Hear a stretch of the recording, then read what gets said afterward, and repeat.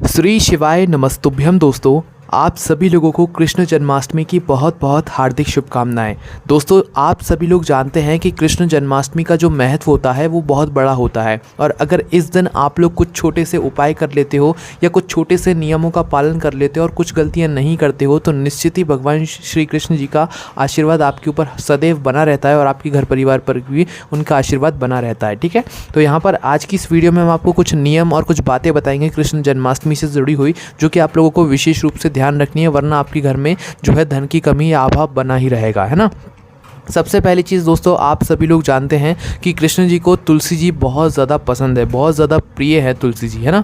तो आप लोग भगवान श्री कृष्ण जी को जो भी चीज़ समर्पित कर रहे हो उसमें तुलसी जी की जो पत्ती होगी ना उसको ज़रूर साथ में समर्पित करके दे। जैसे कि आप भगवान श्री कृष्ण जी को कुछ भोग लगा रहे हो तो उसके साथ में तुलसी जी ज़रूर साथ में रख के दें, तभी आपका वो भोग भगवान श्री कृष्ण जी जो है स्वीकार करेंगे। ठीक है, अन्यथा आपने ऐसे ही भोग रख दिया, कुछ भी सामग्री ऐसी रख दी है तो वो भगवान श्री कृष्ण जी भगवान श्री कृष्ण जी उसका भोग नहीं लगाएंगे, है ना। तो आपको तुलसी जो है रखना बहुत ज़्यादा ज़रूरी है।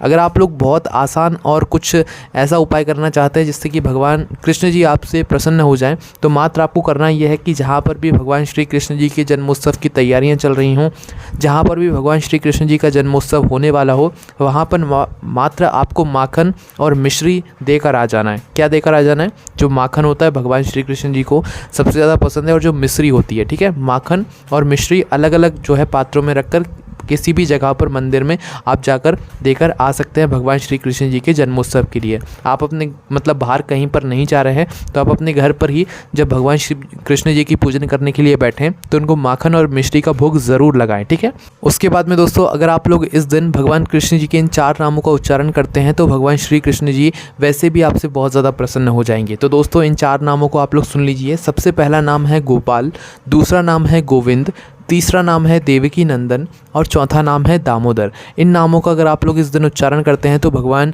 श्री कृष्ण जी आपकी जो भी आवाज़ होगी, आप जो भी उनसे बोलना चाहते हैं वो ज़रूर सुनते हैं। वैसे तो भगवान श्री कृष्ण जी के कई सारे नाम हैं, उन्हें कई सारे नामों से जो है उनके भक्त बुलाते हैं, पर ये कुछ 4 विशेष नाम हैं जिनका नाम अगर आप लोग उच्चारण जन्माष्टमी के दिन करते हैं तो निश्चित ही कृष्ण जी तक आपकी आवाज़ ज़रूर पहुँचेगी, है ना।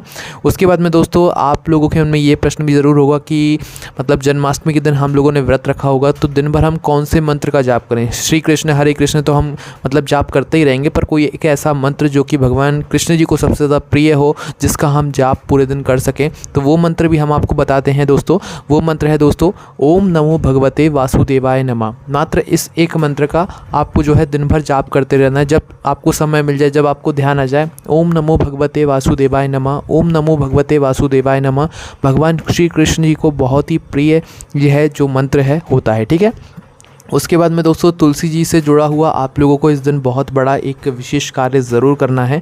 आप सभी लोग जानते हैं कृष्ण जन्माष्टमी के दिन तुलसी जी का भी विशेष महत्व होता है, तो इस दिन आप लोगों को तुलसी जी को भी दीपक ज़रूर लगाना है। भले वो सुबह का ही समय क्यों ना हो और शाम का ही समय क्यों ना हो, सुबह भी आपको तुलसी जी के पास जाकर दीपक लगाना है, शाम के समय में भी तुलसी जी के पास जाकर दीपक लगाना है। ठीक है, उसके बाद में दोस्तों, अगर आप चाहते हैं कि आपके घर में कभी भी धन की कमी ना हो तो उस समय आप लोगों को जो है कुछ बातों का ध्यान ज़रूर रखना है।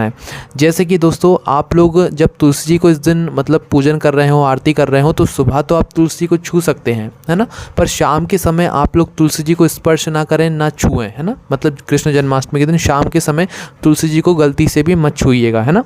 उसके बाद में दोस्तों, आप जब भगवान कृष्ण जी की पूजन कर रहे हो या तुलसी जी की पूजन कर रहे हो, उनको दिया जला रहे हो या दीपक बत्ती कर रहे हो, तो उस स्थान पर आपके बाल खुले नहीं होने चाहिए। ये विशेषकर ये जो बात है ये माताओं बहनों के लिए है। आप लोग अपने बालों को खोलकर भगवान श्री कृष्ण जी की पूजन ना करें और ना ही तुलसी जी के क्यारे के पास जाएं, तुलसी जी के पास जाएं, है ना। बाल खोलकर आपको गलती से भी नहीं करना है, वरना धन की कमी आ जाएगी, है ना। उसके बाद में दोस्तों, आप भगवान श्री कृष्ण जी के लिए तुलसी जी तो तोड़ेंगे, तुलसी जी की पत्ती तो आपको इस दिन लगेगी ही लगेगी, क्योंकि भगवान श्री कृष्ण जी को भोग लगाना है। उनके सभी कार्यों में तुलसी का होना विशेष रूप से ज़रूरी होता है, तो आप तुलसी जी की पत्ती को ज़रूर तोड़ेंगे।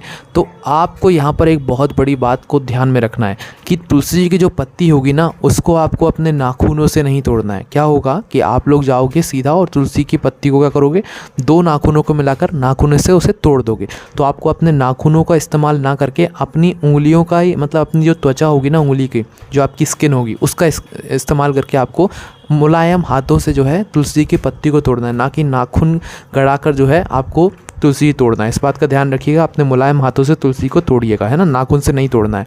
उसके बाद में दोस्तों, जब आप प्रातःकाल सुबह सुबह तुलसी को जल समर्पित कर रहे हो तो उस समय आप तुलसी की 3 परिक्रमा अवश्य करें। कितनी? 3 परिक्रमा, है ना, तुलसी जी की। उसके बाद में दोस्तों, इस दिन आप लोगों को जो है तुलसी को एक नई चुनरी भी ज़रूर डालनी चाहिए। वैसे तो तुलसी को चुनरी उड़ी रहती है, पर इस दिन आप लोगों को तुलसी की चुनरी जो है बदल देनी चाहिए, नई चुनरी उनको उड़ा देनी चाहिए। तो ये कुछ विशेष उपाय हैं, कुछ नियम हैं, इनका आप पालन ज़रूर कीजिए जन्माष्टमी के दिन, आपको निश्चित ही फल देखने के लिए मिल जाएगा। एक बार और आप सभी लोगों को कृष्ण जन्माष्टमी की बहुत बहुत हार्दिक शुभकामनाएं। ओम नमः शिवाय, जय भोले बाबा, श्री शिवाय, नमस्तुभ्यम।